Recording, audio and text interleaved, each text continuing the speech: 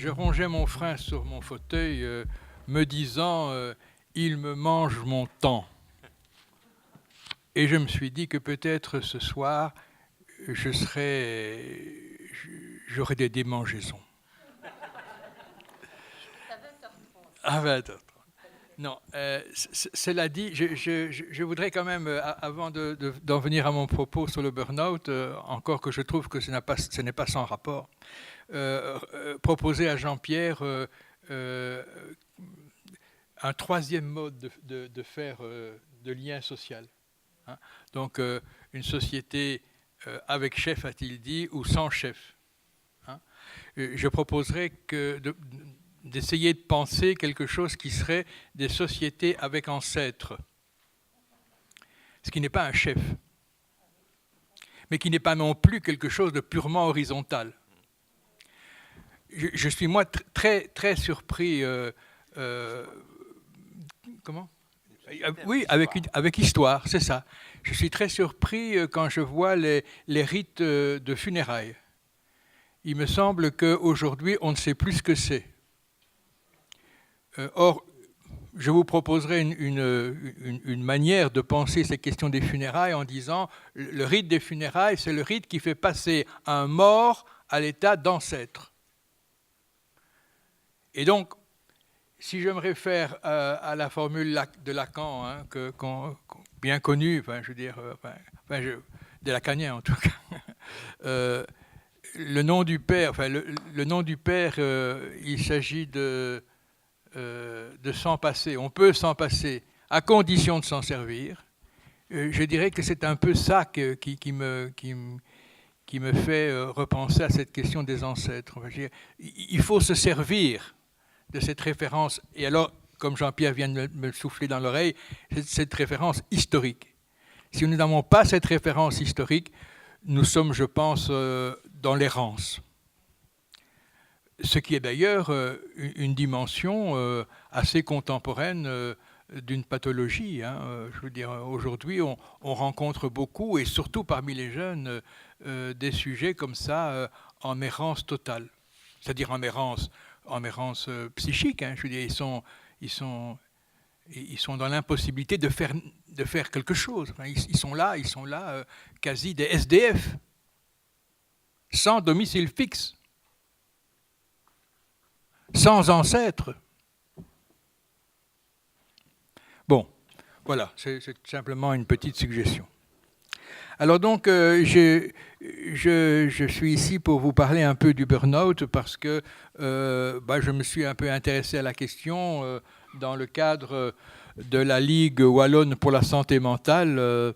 On a travaillé toute l'année passée avec un petit groupe dont Jean-Pierre faisait partie, cette question du burn-out.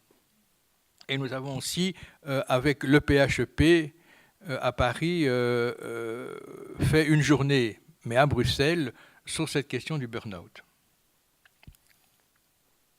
Alors je voudrais tenter de dégager, c'est d'ailleurs le sens du titre de mon intervention, qui m'a été soufflé par Jean-Pierre, et je suis tout à fait d'accord avec le titre. Pourquoi le burn-out aujourd'hui ? Est-ce que le fait que le burn-out prenne l'ampleur que nous connaissons aujourd'hui, est-ce que c'est révélateur de quelque chose qui se passe aujourd'hui ? Donc je voudrais essayer de dégager les raisons qui rendent compte de l'apparition de ce qui est aujourd'hui considéré comme une pathologie et qui a été nommé burn-out. C'est une pathologie aujourd'hui. Avant, on disait, allez, un peu de courage. Et un peu paresseux, quoi. La question me semble la suivante. S'agit-il évidemment d'une pathologie inédite ? C'est une question tout à fait générale, qui ne concerne pas seulement la question du burn-out, mais d'une façon générale toutes les formes nouvelles de la psychopathologie. S'agit-il d'une pathologie inédite ou sommes-nous confrontés à une forme nouvelle d'une structure déjà repérée dans la psychopathologie classique ? Est-ce que c'est un changement de forme ou bien véritablement quelque chose d'inédit qui se produit ? Ma réponse, je vous l'annonce d'emblée, sera plutôt du côté de l'inédit. Mais je fais par ailleurs l'hypothèse que les outils de la psychanalyse et particulièrement ceux qu'a forgés Jacques Lacan, devraient nous permettre de penser ce symptôme et de proposer un suivi de ces situations qui, sans doute, se démarquent quelque peu des cures classiques. Donc, là aussi, ce courage d'inventer, enfin, je veux dire, et tout ce que Jean-Pierre a dit là, maintenant, là, à l'instant, sur les sociétés analytiques, je trouve que c'est d'une pertinence tout à fait remarquable, surtout pour ces questions-là. Ce n'est pas seulement des questions académiques, hein. Je veux dire, c'est lié directement à notre pratique et à ce qui se passe dans la cité. Apparu aux États-Unis au début des années 70, le burn-out a été défini comme une souffrance au travail qui génère un véritable épuisement. Il a pris depuis une vingtaine d'années une dimension quasi épidémique, au point de constituer actuellement un pourcentage très important des motifs de consultation en médecine du travail. Dans certains centres de consultation, en Belgique au moins, consultation en médecine du travail, on compte jusqu'à 80% des demandes qui ont trait au burn-out. Un grand nombre de publications à ce sujet cherchent une étiologie dans les conditions de travail et dans son organisation, et ce qui est certainement pertinent. On pense particulièrement comme à un facteur déterminant à l'organisation, attention, technico-numérico-managériale, excusez ce barbarisme, qui n'a pu prendre forme et effectivité qu'à grand renfort d'algorithmes. Tout à l'heure, on a déjà parlé des algorithmes. Hein. Je crois que c'est quelque chose qui est effectivement caractéristique de notre, même pas modernité, mais de notre je ne sais jamais dire le mot, contemporanéité.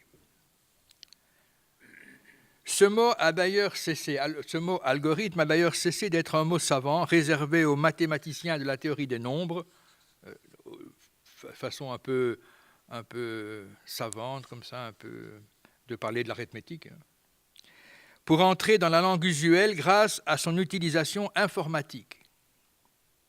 Voilà un outil qui a été déterminant. Hein. Il est au cœur du management. Je vous en propose une définition simple, inspirée du dictionnaire d'Alain Ray, dictionnaire historique de la langue française. L'algorithme est une suite finie et non ambiguë, tous les mots sont importants, hein, une suite finie et non ambiguë d'opérations et d'instructions permettant de résoudre un problème, d'obtenir un résultat, bref, de maîtriser parfaitement une situation. Je pense que de cette définition, en tout cas pour mon propos ici, je retiendrai surtout, je serai attentif à la dimension opérationnelle qui permet l'articulation du nombre, du comptage à la réalité. Ce qui fait que l'on en vient à parler aujourd'hui de la gouvernance par les nombres. C'est le titre d'un livre de Soupiot. L'algorithme est aujourd'hui majeur dans tous les secteurs de l'action, politique, économique ou privé. Même privé, hein.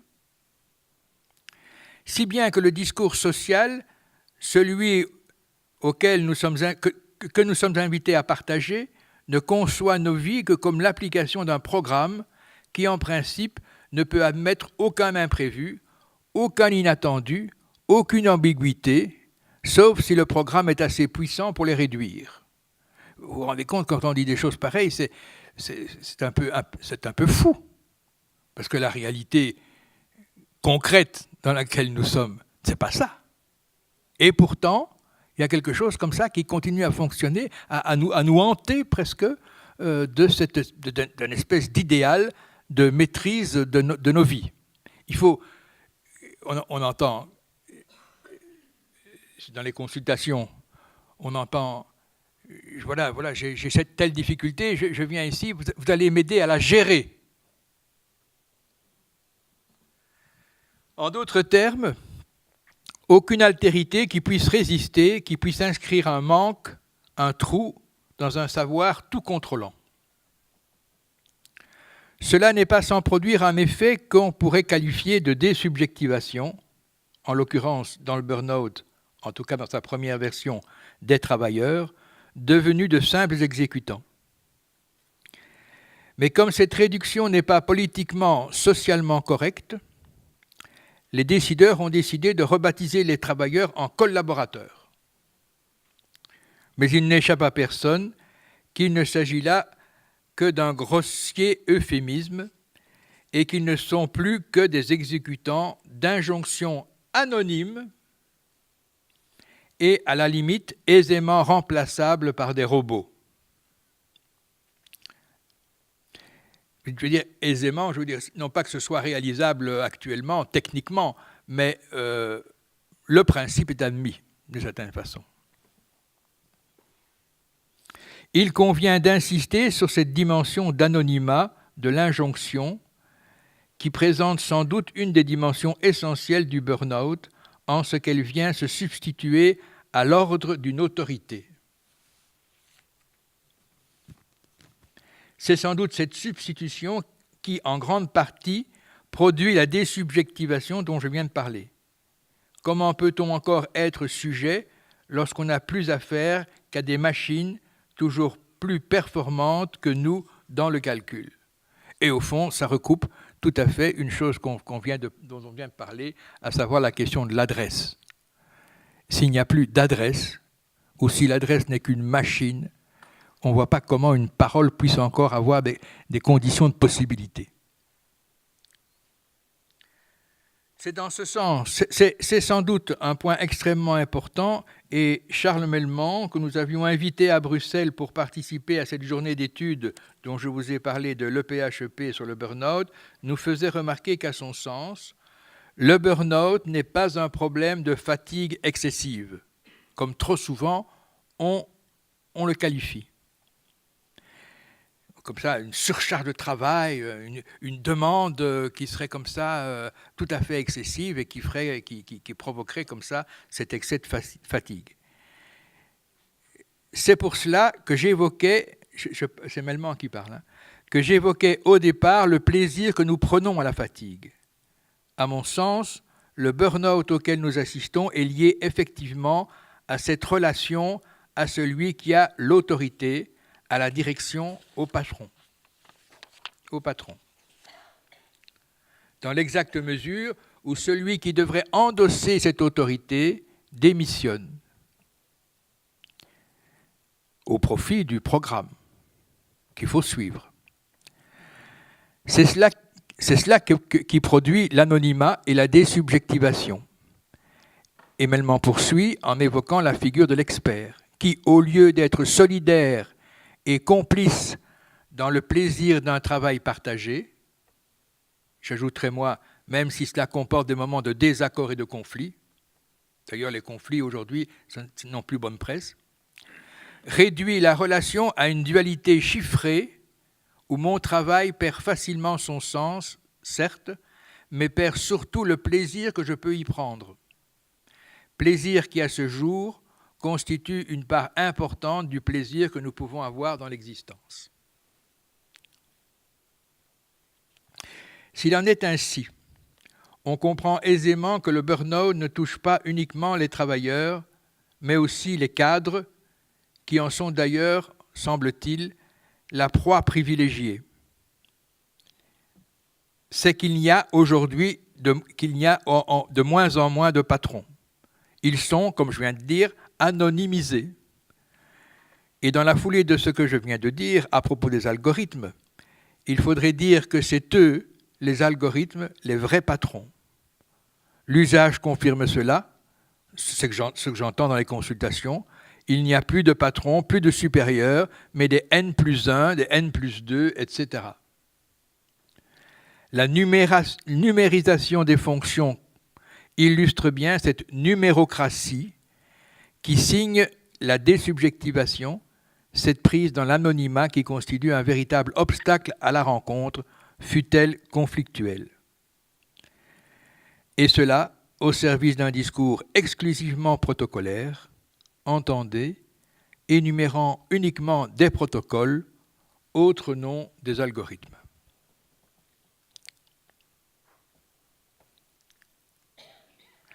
Si la psychanalyse, et plus particulièrement pour moi en tout cas la psychanalyse lacanienne nous a appris, c'est bien qu'il n'y a de sujet que par la mise en place d'une entame, d'un manque qui frappe l'individu, réputé par définition indivisible, et en fait un être de désir, un être divisé. Et nous savons que cette opération n'est possible que par la rencontre de l'autre, qui est d'abord l'autre du langage,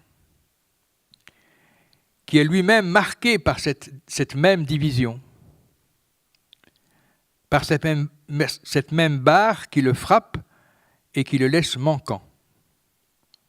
Et c'est là que le sujet humanisé trouve son désir, le lieu de son désir, le désir de l'homme, c'est le désir de l'autre. Ce que j'entends moi, pas d'abord le désir du père, de la mère, des autres, encore que c'est là que ça va venir s'incarner finalement, hein, mais que c'est d'abord le désir de l'autre langage, l'autre du langage, qui est lui-même barré. Je vous parle du sujet humanisé, parce qu'il n'y a sans doute pas de sujet humain, donné d'emblée. Tu as rappelé ça tout à l'instant, Jean-Pierre. Que le sujet s'humanise par un véritable travail qui n'est pas sans rapport avec ce que Freud nommait le Kulturarbeit, le travail de la culture. Et que dans ce travail, la rencontre avec l'autre et son manque est essentielle. Quid alors, quand dans le concret de la vie du travail, nous avons de moins en moins l'occasion de rencontrer l'autre pour n'être confrontés qu'à l'anonymat d'un algorithme. Quand les travailleurs excusez-moi, c'est la fatigue. Quand les travailleurs se plaignent que leur travail n'a plus de sens, j'y entends qu'ils ne peuvent plus y trouver la moindre place pour y loger leurs désirs. Et leur plaisir, qui est sans doute un autre nom pour cette jouissance castrée, donc pas la jouissance toute, mais la jouissance castrée marquée du manque, aux antipodes d'une jouissance toute, que l'économie de l'ultralibéralisme nous fait miroiter comme possible via la consommation des objets. Ça, c'est peut-être aussi, cette consommation des objets, une autre manière de faire social aujourd'hui. Hein. Nous faisons social autour des objets. Quand je parlais à l'instant de la numérocratie, je pensais naïvement avoir inventé un néologisme. Eh bien, pas du tout. Dans son ouvrage intitulé « Le devenir du nombre », paru en 2012, Mathieu Terrance écrivait « La technocratie est le prélude de la numérocratie. L'empire du nombre a pénétré jusqu'au plus intime. Tout un vocabulaire qui relève de sa juridiction innerve des domaines jusque-là hors de sa portée, notamment sous la forme du sabir de l'économie, dont le rationalisme, la rentabilité a de quoi domestiquer toute vie intérieure, gérer les émotions, gérer les sentiments. Oui, la gestion. Mais ce ne sont pas seulement là des manières de parler, elles permettent la mise en place de pratiques auxquelles les psychanalystes et les psychothérapeutes feraient bien de porter attention. Cela débouche, cette pratique-là, hein, que j'essaie de décrire et de cerner, et qui me paraît essentielle à la compréhension de ce qui se passe dans le burn-out, cette pratique débouche sur une évaluation purement numérique et descriptive, ne permettant plus aux acteurs de parler leur travail sur un mode narratif. Alors là, hein, on ne peut que se référer à la communication de M. Baptiste, hein, sur la fonction narrative. Oui. donc, donc cette évaluation purement numérique ne permet plus aux acteurs de parler de leur travail sur un mode narratif où ils seraient eux-mêmes impliqués comme sujets, mettant en jeu leurs désirs. Fin de la dimension du métier, à un moment où paradoxalement, mais faussement, comme je l'ai fait remarquer plus haut, la responsabilité et l'initiative des collaborateurs ne cessent d'être sollicitées dans le discours de la gestion. Ce qui est effectivement sollicité, c'est ce qu'on pourrait qualifier d'un terme anglo-américain d'incorporate. C'est le titre d'un film récent qui est sorti et portant ce titre-là, Incorporate, qui raconte l'histoire d'une jeune femme qu'on appelle dans le film une killeuse, engagée pour rationaliser une entreprise qui voulait se débarrasser d'un certain nombre de ses employés âgés sans supporter les frais importants de licenciement. Il s'agissait donc de les amener à démissionner de leur propre gré, de leur propre volonté. Le film montre comment, au fil de l'histoire, cette jeune femme commence à douter, ce qui n'est pas autre chose qu'une faille dans cette incorporate monolithique qu'elle était censée incarner. Notez ce doute qui la mine, qui lui fait perdre cette identification totale, sans réserve, sans questionnement possible à l'entreprise. Ce doute n'est pas la conséquence d'une démarche critique. On va le voir tout de suite si vous voulez bien. Mais l'effet d'une perte de l'identification imaginaire qui lui permettait de tenir, de compenser une faiblesse symbolique. J'insiste sur cette dimension de la perte de subjectivité qui, faute d'assurance symbolique, ne laisse souvent pas d'autre issue aux travailleurs qu'une identification mélancoliforme. C'est mélancoliforme, ce n'est pas une mélancolie, hein, mais ça apparaît, ça a certains traits d'une dépression grave, et voire d'une mélancolie. Mais je ne pense pas que ce soit je ne pense pas qu'il faille mettre le burn-out du côté d'une mélancolie. Donc une identification aux déchets, à un réel qui n'est plus que compté. Là où la résistance et la révolte ne sont plus possibles face à une violente qu'il faut bien qualifier de totalitaire et anonyme. Là où le sujet ne peut être qu'en désarroi devant un maître qui n'a plus rien à voir avec l'autre, manquant ou non par ailleurs, ou pour parler lacanien, devant un réel totalement saturé.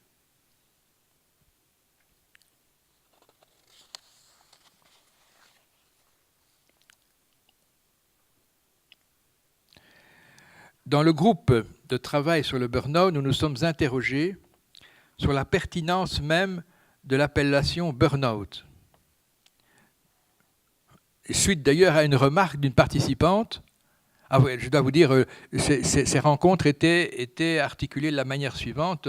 Dans un premier temps, la première moitié, pendant 1 heure, on travaillait sur un texte hein, qu'on décortiquait. Et puis la deuxième heure, il y avait un participant du groupe, c'était tous des psychothérapeutes et des travailleurs sociaux, mais qui avaient trait à cette question, qui étaient intéressés par cette question du burn-out. Il y avait donc un des participants qui ramenait un cas. Et voilà qu'à la fin de l'année, on s'est rendu compte, et c'est même une participante qui l'a fait remarquer, que les cas qui avaient été présentés, en fait, et qui étaient étiquetés par la médecine du travail comme burn-out. Hein, donc au fait, c'était des cas d'hystérie, des cas de névrose obsessionnelle. Voilà. Donc c'était. Donc bien sûr, devant un tel constat, on s'est interrogé sur la pertinence de l'appellation. Et cela d'autant plus que ce diagnostic de burn-out se généralise, qu'il est de plus en plus fréquemment utilisé pour rendre compte d'un état d'épuisement et de désinvestissement dans des domaines qui n'étaient pas et ne sont pas directement liés au travail. On parle aujourd'hui, on publie aujourd'hui de burn-out maternel, de burn-out parental. On peut évidemment considérer qu'il s'agit là d'un effet de mode, d'un amalgame que l'on pourrait récuser parce qu'il n'aurait rien à voir avec une analyse rigoureuse et scientifique. Mais on pourrait tout aussi bien se demander si cet élargissement de la surface d'application de cette notion ne nous apporte pas un éclairage nouveau sur les enjeux de cette souffrance.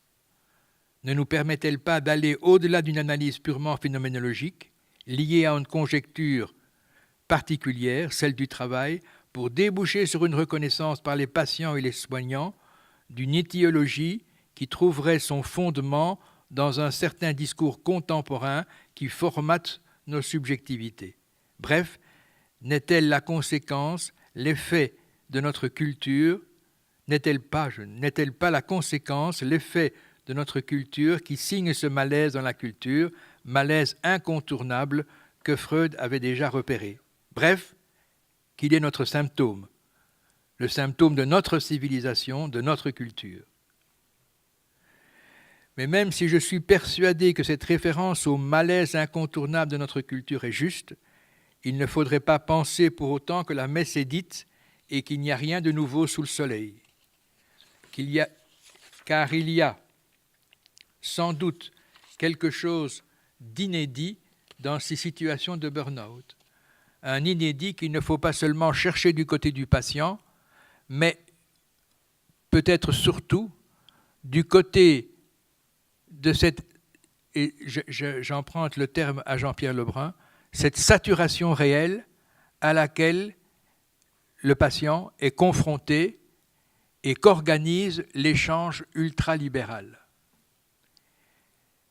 Il y a dans l'ultralibéralisme une méconnaissance organisée en vue d'amener l'individu à se consacrer à l'acquisition quasi ou pas quasi, l'acquisition frénétique des biens de consommation.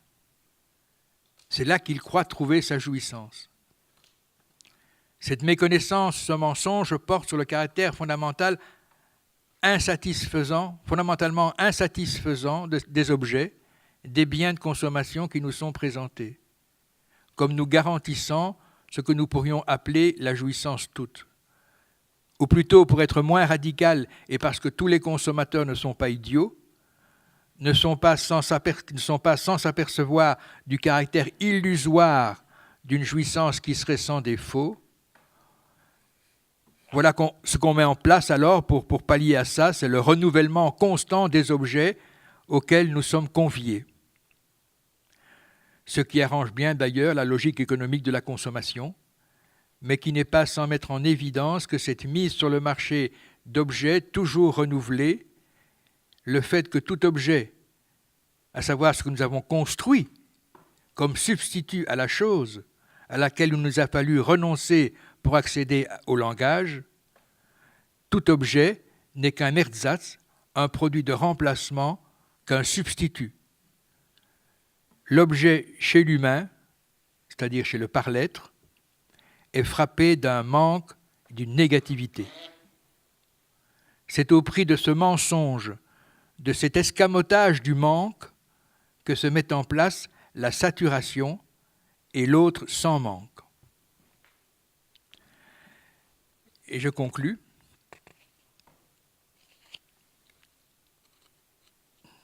Je vois si nous nous laissons prendre dans ce leurre d'un non-manque, qui est l'opposé du semblant, du signifiant, qui lui propose une fiction seulement pour border ce manque, et qui tend à remplacer le signifiant par le signe. Si donc nous nous laissons prendre dans ce leurre du non-manque, alors nous perdons la capacité de répondre au totalitarisme de l'autre par le biais de la parole, par le biais du symbolique. Et c'est là, s'il faut en croire encore Jean-Pierre Lebrun, une situation totalement inédite. Et je le cite dans une intervention qu'il a faite l'année passée à Douai sur cette question du burn-out. je le cite toujours à propos de cette désaturation réelle, il dit « Parce que le sujet qui souffre de burn-out, ce n'est pas pour moi quelqu'un qui s'oppose en parole, ce qui serait le signe qu'il subjective cette opposition par l'usage qu'il a de la négation. » C'est moi qui dis ça. Par l'usage qu'il a de la négation, il n'est pas d'accord, il peut résister. Je reviens à Jean-Pierre. En revanche, il désature réellement et charge son corps de parler. Je dirais moi, plutôt, de venir présenter et non pas représenter cette désaturation.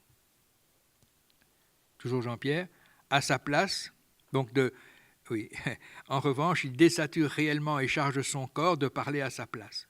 Il n'en peut plus, il ne sait plus, lui, comme sujet, ce qui pourrait l'aider à riposter,